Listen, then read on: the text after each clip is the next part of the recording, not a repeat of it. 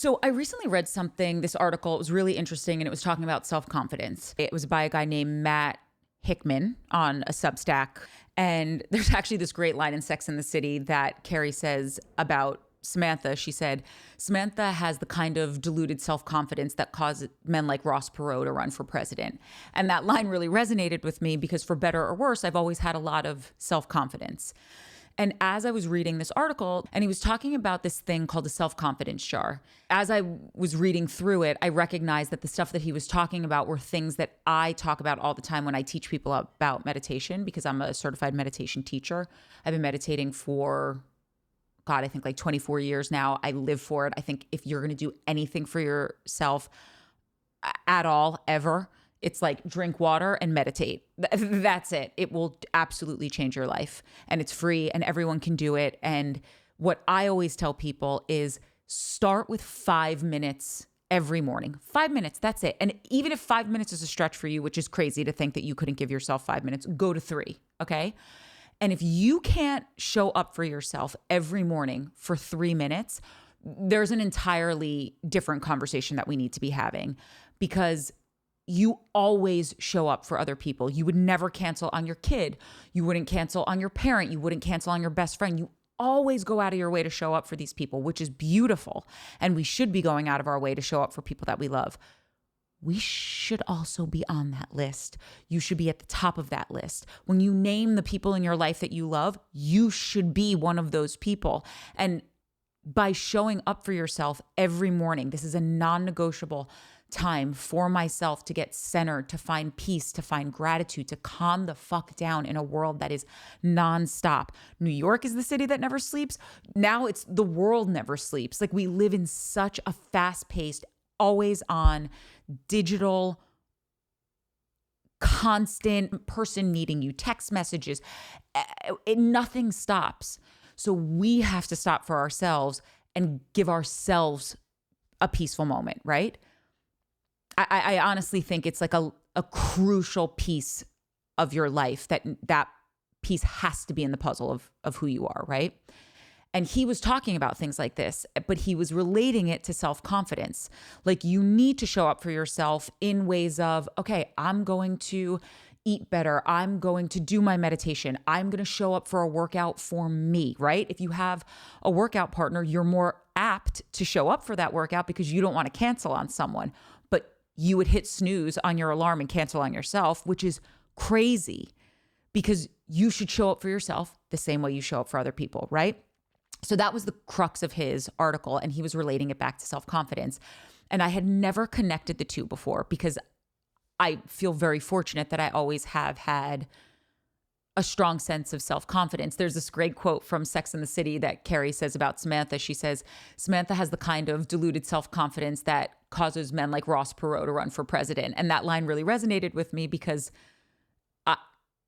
I just feel very strong and confident about who I am. Doesn't mean that I don't have self-doubt or that I don't think that there's ways that I could vastly fucking improve who I am, but I love myself. And as I'm reading this article, I'm connecting the dots of, oh, maybe I show up for myself to meditate, to work out, to give myself a weekly facial, to tap out of something if I don't have the bandwidth to do it, because I have the confidence to speak up for myself, because I have the confidence to pour the love that I pour into other people into myself, because I know I deserve it. And I think the word deserve is a slippery slope, because it can feel very entitled or come off as very entitled. And that's not it at all. There's this really wonderful woman. This is going to get real hippie for a minute, so buckle up. Her name is Esther Hicks, and she channels this entity that she calls Abraham. And she's really awesome, actually, if you want to look her up.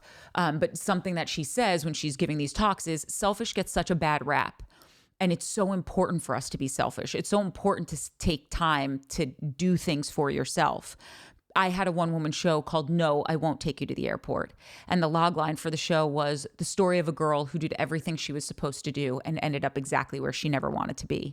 And it's because, of course I'll take you to the airport. Of course I'll help you plan your bachelorette party. Of course I'll help you move. Of course I'll do this. Of course I'll do that. I fucking of coursed myself into a place of being fried, being exhausted, being sad, because they're like microaggressions against yourself.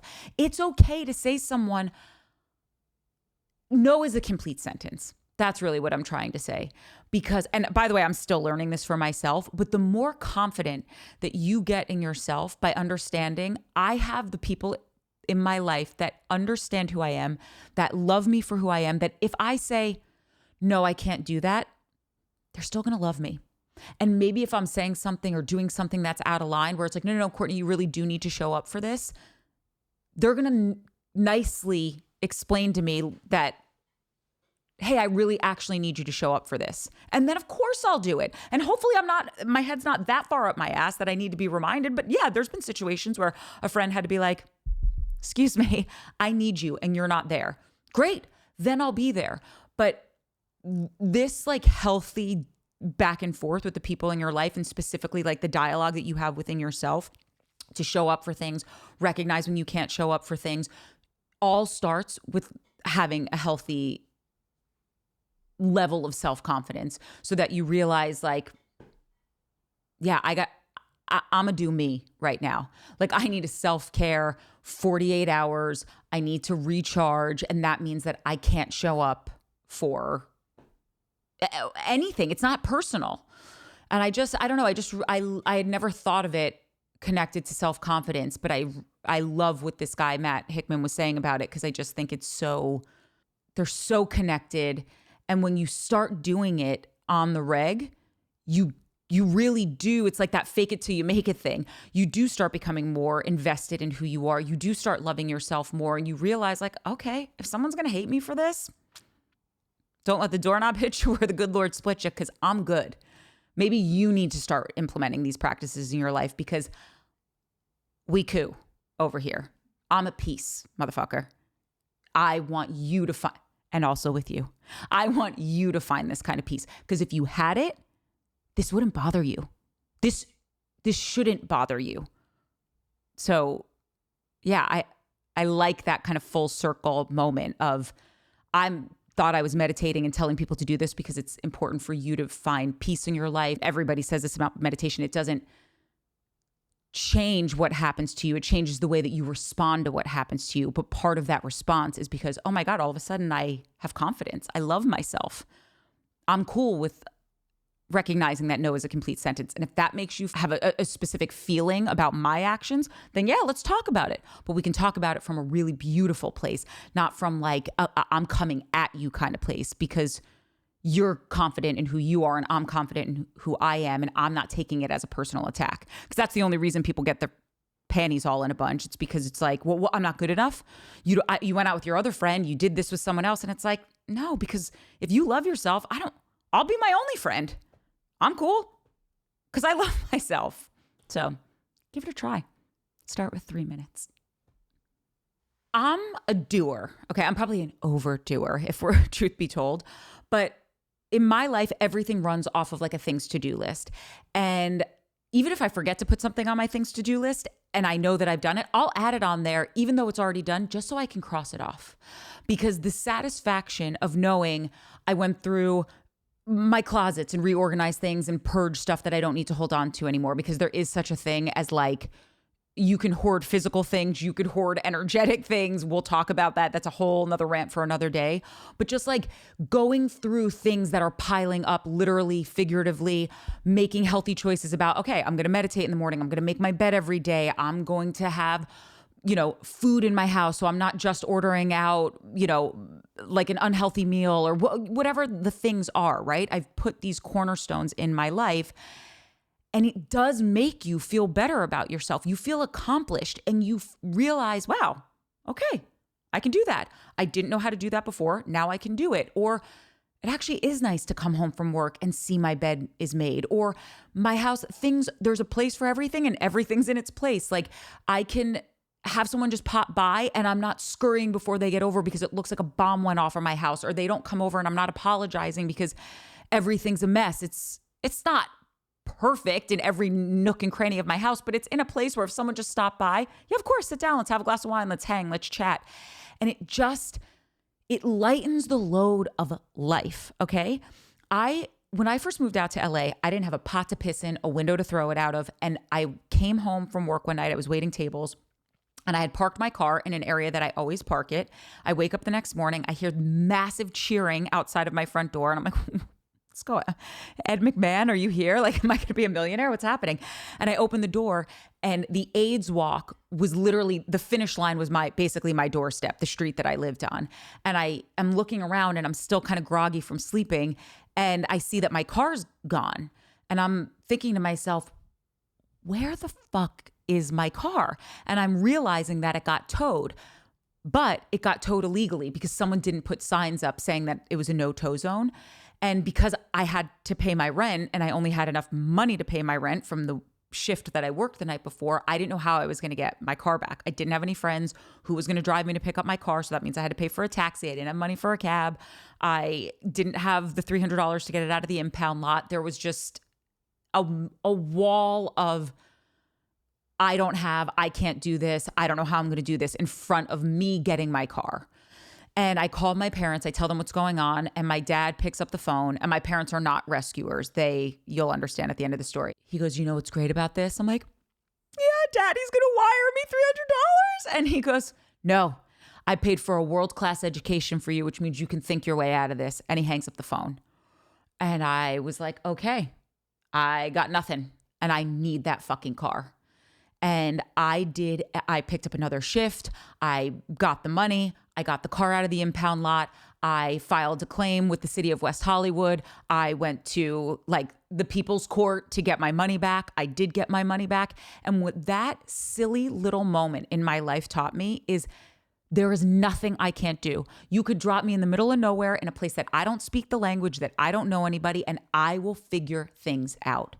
And I read this article a million years ago about how one of the best things you could do for your kids is let them be uncomfortable.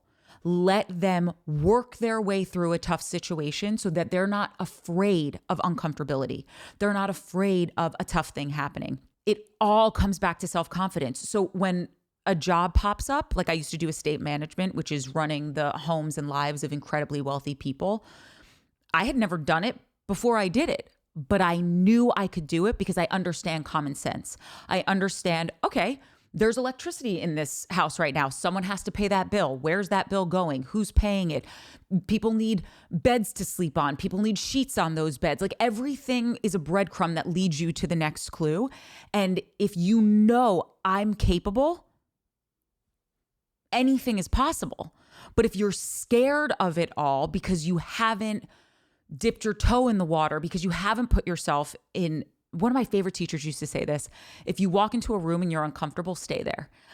And at first I was like, well, I don't get it. She's like, because you should stay there, make yourself comfortable in that space and recognize there's nowhere in the world you don't belong. There's nowhere you shouldn't sit because you got the same thing everybody else does, maybe even better. Even if it comes in a different looking package, even if you don't see where you fit, stay in that space, stay in the uncomfortability of the moment and figure it out because you can. And the more you do that, the places you will go. The other thing that ties all these together is slobs. I'm anal.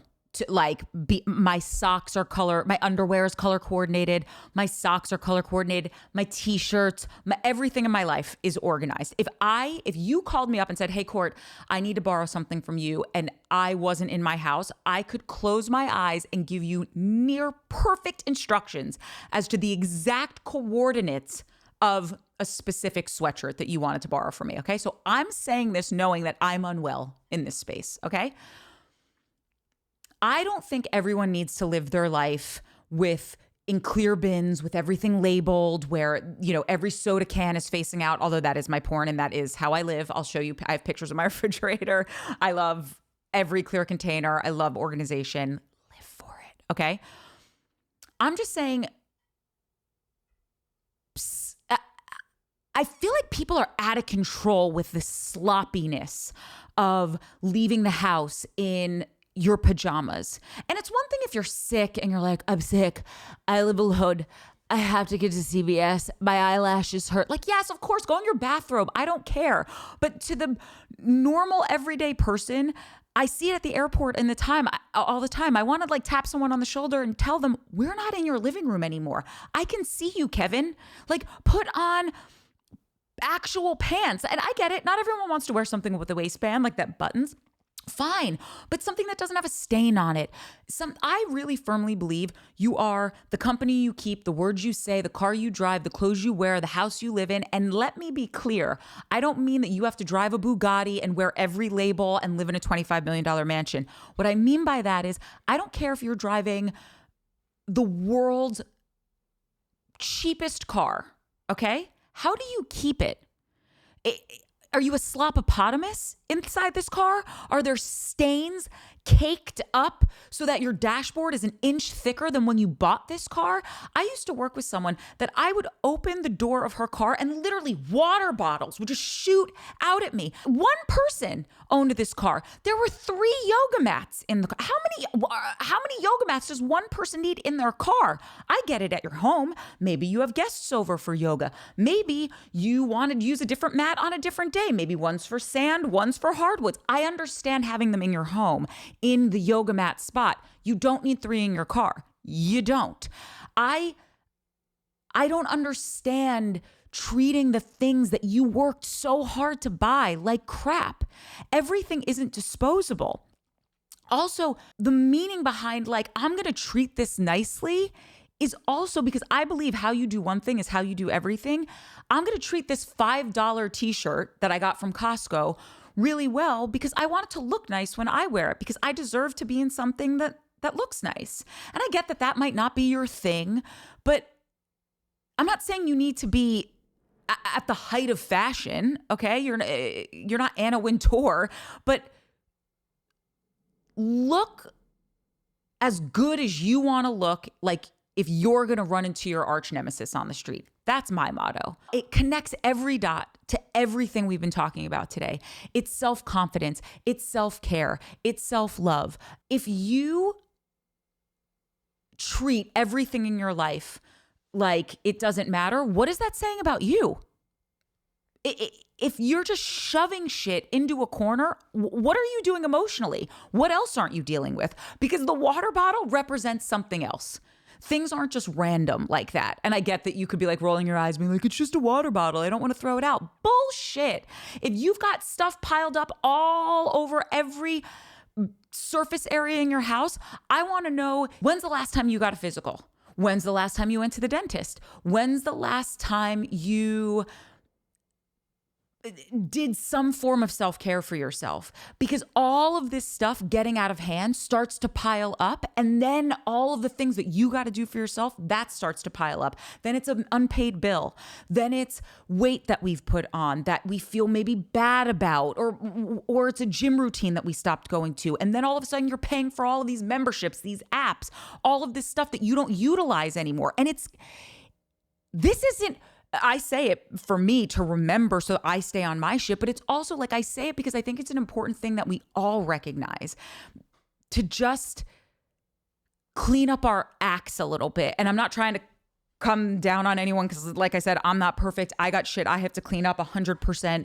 But maybe that's why I'm just so like intense about it now, because I really don't want to leave any stone unturned with stuff like this. I want to make sure that I'm living a really intentional life, that the things in my life, I want them there, that like I'm one of those people that doesn't really believe in storage. I think, yes, of course, if you're in between houses, or if you put all your stuff in a storage unit because you want to travel for a year, or, you know, your grandmother gave you her piano and you don't have a place to put it yet. Of course, there are always extenuating circumstances. But if we have a storage unit to pay for crap that we are not using, just take your money and light it on fire. Just start flushing $100 bills down the toilet. I was helping my mom over the summer. My mom has like a clothes hoarding issue. And you don't notice it because she's neat with it. But she has so many closets that every time you open a closet to think like, oh, I could put my jacket in here. Nope, because it's got my mom's 800 coats in there. And I looked at her, I was like, we got to start going through this because you're not a hoarder, but you have tendencies. And so I pull up this sweater and I said, Mom, this sweater is dated. Like, you don't even need it. One, you're moving to Florida. You don't need this sweater for that climate, but it's also an ugly sweater at this point. She's like, but it's expensive. And I'm like, well, if those are the rules, then we're saving everything because you don't have crappy stuff. Or not crappy stuff, but you know what I mean. And I was like, but explain to me, give me a good reason why you need to keep this sweater. And she goes, because it has a matching skirt that I don't fit into. Are you hearing? You're saving a dated sweater because it goes with a skirt that you don't fit into. That's fucking insane. Give it to someone who it does fit. You don't need it anymore. You live in a tropical climate. You don't need a cashmere turtleneck. Like, or you do because maybe you visit a cold climate twice a year. Keep two that fit you. Okay, get rid of this shit that you don't need. It's a tape recorder. We don't even have to donate it to the Smithsonian. You don't even listen to tapes anymore. You have this album digitally. You get a little corner to keep things in your house, like maybe one small closet to say, these are memories that I love, that I don't want to let go of. But if you're not going to let go of anything, then you're emotionally obese. Like, you're an emotional hoarder then at this point, because now you are paying to keep this shit that you haven't dealt with emotionally, spiritually, physically, and it's a waste of your energy. It's a waste of your money. It's a waste of your life. 100%. If someone wants to debate me on this, call me, DM me, challenge me, because and I don't want to get in a big debate with storage units of the world, but it really is the biggest waste of money. If you go in there, I guarantee you don't even know what's in there. You've forgotten about this stuff. Most people that are opening these boxes, they're like, oh, I forgot I had this. Right. Which means you don't need it. Because if it mattered, you'd use it every day. If it mattered, it would live in your house. If it mattered, it would be on your nightstand. It would be on the wall. If it was a prized possession, you wouldn't fucking have it in a dark room that you visit every 2 years. Do you know what you could do with the money from this storage? I'm so hot. This makes me so upset. Guys, get rid of your storage units. Okay, let it go, ho. It's okay. You don't need it. I've helped people go through so much stuff. I was in a girlfriend's house, okay? And I'm using her towels that literally looked like a shark had attacked them. They're fraying, there's stains on them. I'm like, I would be embarrassed. You're letting people see this? Like, what does your vagina look like if this is what your towels look like? That's what I think, honestly. She couldn't even park in her garage properly. Like, you'd get out of the car and you're like this to get out of the car and not bang into something so that you could get into her house, okay? And so I'm saying to her, I'm like, why do you have all of this crap? Can we start going through this? And now I'm not even waiting for her to answer. I'm just opening up doors. And I see that she has beautiful, pristine white towels with the tags on them. And I look at her, I go, you're making me wash my hands with those crusty rags and you have this gorgeousness sitting in here. What are you waiting for? She's like, well, I'm waiting for my new house. I go, you bought a new house? She's like, no, but one day I will. I'm sorry. One day you're saving these towels for a house that doesn't even exist yet? Use the towels now. They're not wine. They're not getting better with age. In fact, the way you're keeping them, they're going to be moldy and a rat is going to eat them. The rat's going to be like, this is a step up. Let's use this as my new bed. Like, it just doesn't make sense to me that we're living this way. And like I said, you are the things that adorn you. You are the things around you. And that doesn't mean that you need to have the most expensive shit. It's just whatever your stuff is, treat it nicely because it's a representation of who you are. Just like you showing up for yourself is you saying, I matter. I love myself. It's giving yourself self-confidence. It's just like you saying, I can't make this commitment because I have nothing left to give. All of these things that we've talked about today all wrap up to one singular point. And that is just, how much do you matter to yourself? You gotta go, fuck yourself. So I'm not getting rid of my storage unit. You still have a storage unit? Mike, no, oh my God. No, Mike, didn't know you had a storage unit. How would I know you have a storage unit? I'm not married to you. If I mentioned that you had a storage unit, it was probably years ago. I don't talk about the storage unit. It gives me migraines. No, I worked for so many people that have these storage units. And by the way, they're very wealthy people. It doesn't really matter if they are, I guess, wasting that money because they've got such wealth. It's like a little hole in the boat. It's not going to fully sink you, but it's fucking up your game. Like, it's energetically a leak because you're worried about it. What should I do? Should I use it? No. It's like clothes. If you haven't worn it in a year and it's not like a really special piece to you or whatever it is, get rid of it. Let it go live its best life with someone else. I was so proud of my business partner actually, because she did this. She had storage units for years. And finally she was like, what am I doing? She's like, do you want this couch? I'm like, I would love that couch. She's never going to use this couch again. She bought it for, I don't know, her fourth home somewhere. It's not like some fancy anything for her and her lifestyle, right? And for me, this was I was thrilled to have it.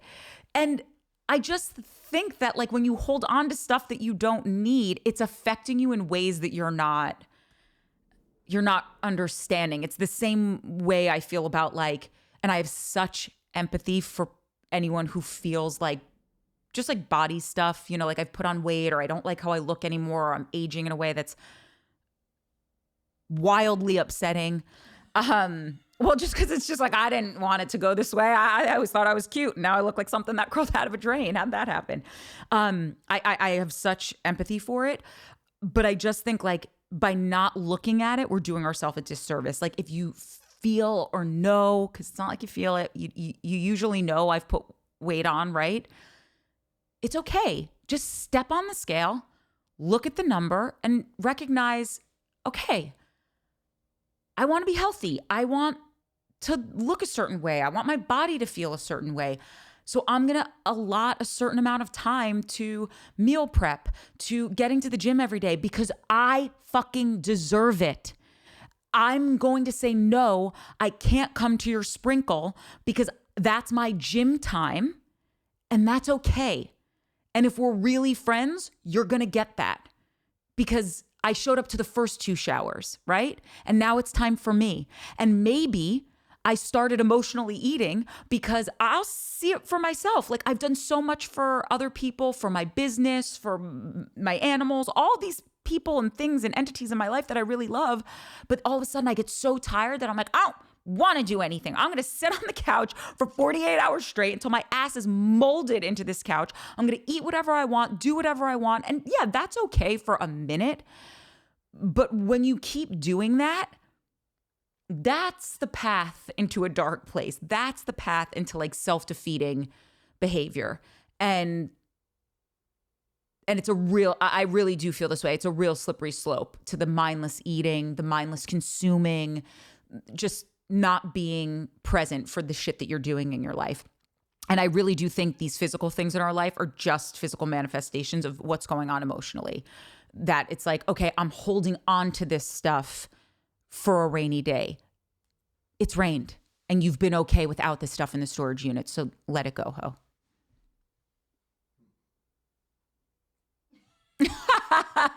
There's someone in this room that has a storage unit that's a little sensitive about it. And by the way, I didn't know he had a storage unit, but hopefully after today, he'll get rid of it. But see, let's be clear about the storage unit, right? If you're an outdoorsman, an outdoors woman, an outdoors person, okay? I get it. Maybe you live in a studio apartment in New York City and there just isn't room for all that stuff. Of course, that makes sense if you're using it.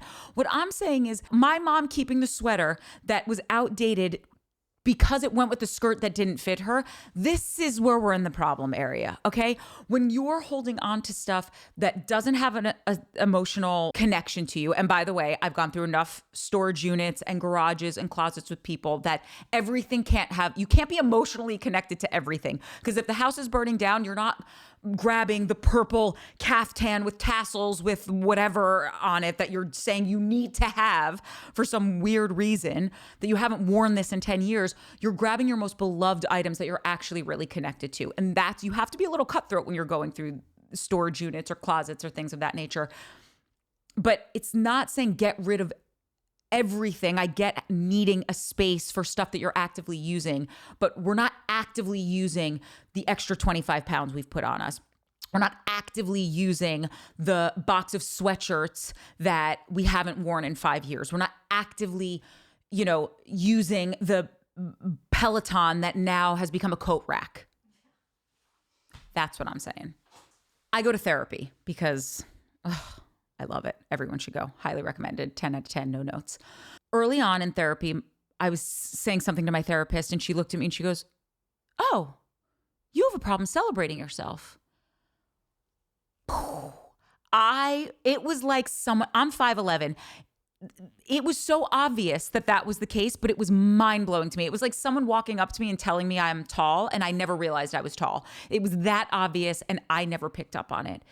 And it made me really live by that adage of drink the good stuff now.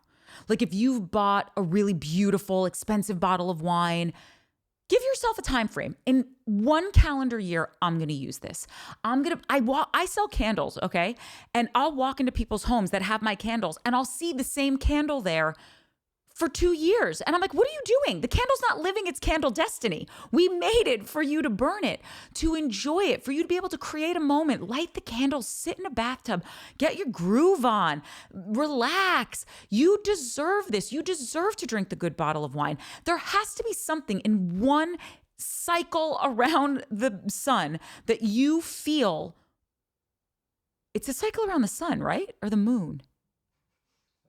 Sun, thank you.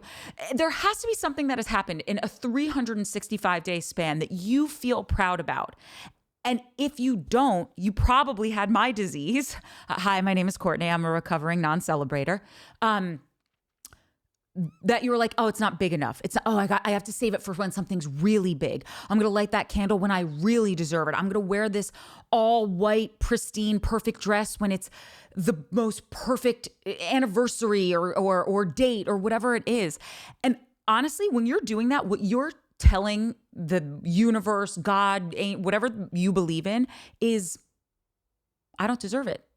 I don't deserve the $400 bottle of wine. I don't deserve to burn this $50 candle because what I've done, it doesn't warrant wasting this money. And if you're thinking of your accomplishments or you just needing to like set the mood to have a beautiful evening by yourself, taking a bath, having a great glass of wine, if that needs to be, oh, I haven't earned it, girl, boy, person, whatever's happening in your life, let's really look at that for a second. You do deserve it. Drink the good stuff now. Celebrate yourself. Celebrate yourself in a way that you really feel it, because then you don't care as much if other people show up to do it for you because you've done it for yourself. When I leave the house and I feel like, nailed it, you look good, girl, I don't need someone to compliment me. If they do, that's so amazing. But like, I'm feeling myself because I'm worth it, because I deserve it, because I put the expensive perfume on. I'm wearing the, cashmere sweater that I was too nervous to wear because it's cashmere and whatever the silly things that we tell ourselves. So we're just going to wear the same outfit because we don't want to, that's my expensive jacket. Right. But you bought it for yourself because you loved it, so put it on. You bought this bottle of wine because it's delicious. Drink it. Drink the good stuff now. Burn your candles. Wear your clothes. Put those shoes on. Stay in the hotel that you want to stay in. I'm not saying like all of this stuff has to be expensive. Quite frankly, none of it is really that expensive. It's you giving yourself permission to treat yourself well. You deserve it. And this is my favorite beer. That's why I'm drinking it. Did I miss anything in that? Okay.